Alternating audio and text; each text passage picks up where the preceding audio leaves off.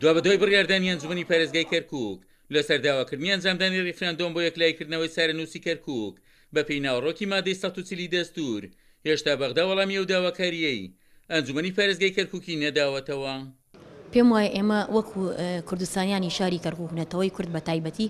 وەکو مەبدە هەمومان لەگەڵ سەر بەخۆی کوردستانین لەگەڵ ڕێفراندۆمین بەڵام ئالیەتەکانی ئەمێنێتەوە ئالیەتەکانیشی پێم وایە یەکێک لە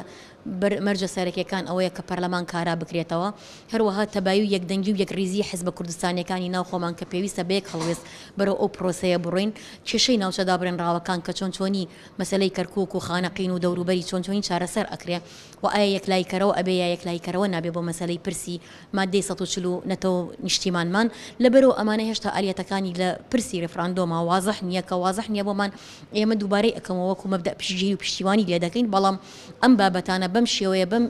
دووش یەکێ لە هەر بابەتە گرنگەکان ڕێی پرسی نێودەوڵەتی ئێمە تا چۆنێک ئەتوانین پرسی نێودەوڵەتی ڕاکێشین لای خۆمان ئێمە ئاگدارین بە بڵێن ئەو وڵاتانی دراوسێ بەشێکی ئەگەر وەکو دراوسێ و نەیار و یار هاتوونەتە سەر خەت بەڵام هیچی لەگەڵ ئەم پرۆسەیە یانە واتە ئەبێ ئێمە تەمهیدێکی ئەو زەویە بکەین بۆی بتوانین ڕێفراندۆمێکی سەر بەخۆ بە پشتیوانی یاسانی و دەوڵەتیەکان بکرێت کە سەرکەوتوو بێ ئەنجامەکەی یعنی خۆی مەفروض لە دەستور کە براکوردەکانیش لە 90 و زیاتر دەنگدان بەم دەستورە ئەم دەستورە دەڵێ 140 مادەیە تەواو یەک ساڵ تەواو بوو تەجدید دەبێ ئیشکالی نییە. ئەمە یەک دووەم چیشت ئەگەر بە قسەی دەستور ئەیکەن دەستوری عێراق اعترافی کردووە بۆ هەرێمی کوردستان انفصال نییە لە مەوزوعە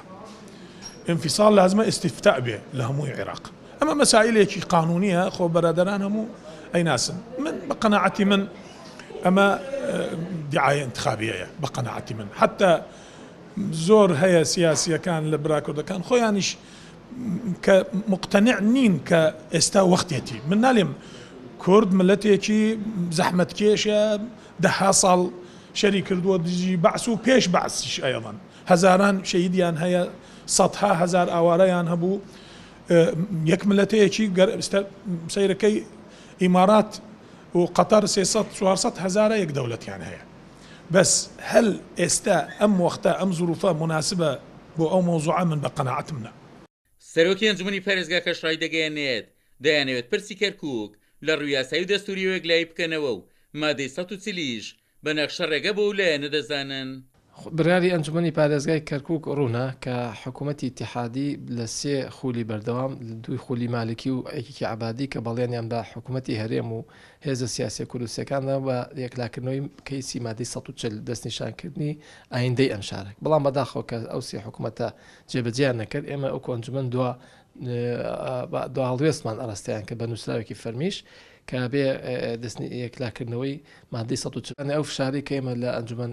ئاراستەمان کرد بۆ بەغا ئەبێ وەڵام ئەگە وەڵام نەدرێتەوە بێ ئەنجومەنی پارێزگای کەرکووک بە ئامانگی لەگەڵ هەرێمی کوردستان کە بەشێکە لە هەرێم ئەبێ دەستگایەکی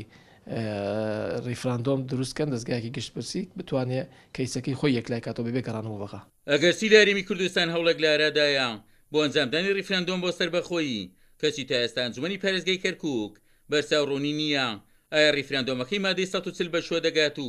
هاوکاتیش دەپرسن ئەگەر ڕیفراندۆمەکەی هەرێم کەرکووکیش دەگرێتەوە ئەی بۆچی ئامادەکاریەکان بۆ ڕیفراندۆم لە کەرکووک نەکراوە. عومەر غەریب، کورسات نیوز، کەرکووک.